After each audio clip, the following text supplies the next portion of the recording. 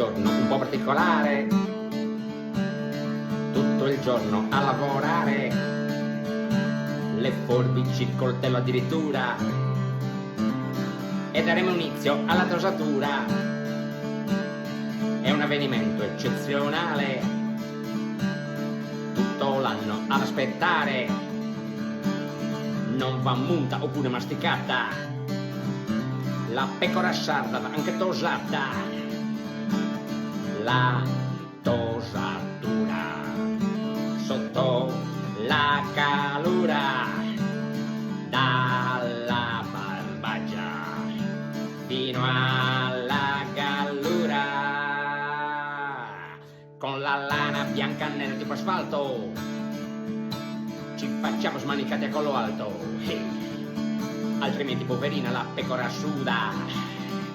ed ora senza lana tutta nuda, e nell'intervallo non ci manca nulla,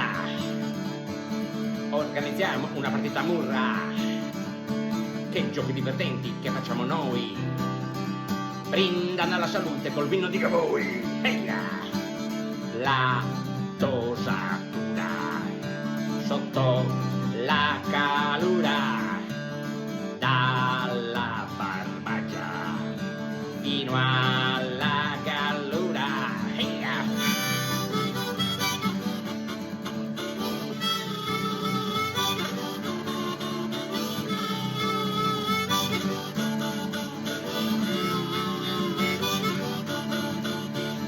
La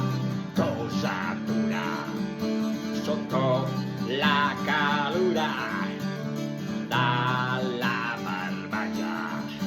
fino a